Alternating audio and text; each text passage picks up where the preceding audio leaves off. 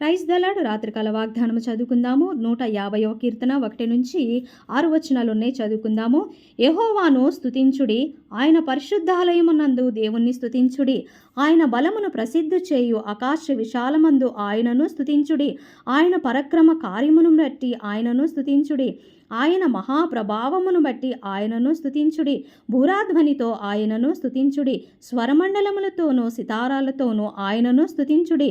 తమ్మురతోనూ నాట్యముతోనూ ఆయనను స్తుతించుడి. తంతి వాద్యములతోనూ పిల్లని గ్రోవితోనూ ఆయనను స్తుతించుడి. మ్రోగు తాళములతోనూ ఆయనను స్తుతించుడి. గంభీరధ్వని గల తాళములతోనూ ఆయనను స్తుతించుడి.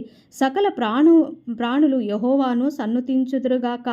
యెహోవాను స్తుతించుడి. ఆమేన్. Praise the Lord. రాత్రికాల ప్రార్థన. పరిశుద్ధుడా, మహోన్నతుడా, మహాగణుడైన తండ్రి, సర్వశక్తిమంతుడైన దేవ, సజీవుడైన తండ్రి, నిన్న నేడు నిరంతరము ఏకరీతిగా ఉన్న పరిశుద్ధుడానికి వందనాలు. ఉదయకాల సమయం నుండి ప్రభువా మమ్మల్ని అందరినీ రాత్రికాల సమయం వరకు కాచి కాపాడిన గొప్ప దేవుడానికి స్తోత్రాలు. మా పనుల భారములో, మా ప్రయాణాలలో, మా పనుల్లో ప్రతి విషయంలో మీరు తోడుగా ఉండి నాయన మాకెంతో మేలు నెమ్మదిని కలగచేశారు. దేవానికి స్తోత్రాలు. ఈ రాత్రికాల సమయంలో కూడా ప్రభువా మా ప్రాణాత్మ దేహాలు నీ చేతులకు అప్పగిస్తున్నాం. ప్రభువా నీవే నీ కృప, నీ కాపుదలు భద్రపరచుకోండి. మా బరువులు, మా ఇరుకులు, ఇబ్బందులు సమస్తము నీకే అప్పగించుచున్నాము తండ్రి. మాకు నెమ్మదిని కలగచేయవాడవు నీవే ప్రభువా. మా సృష్టికర్తవు నీవే, మా సజీవుడవు నీవే తండ్రి. మా జీవనదాతవు నీవే ప్రభువా. నీకు వందనాలు.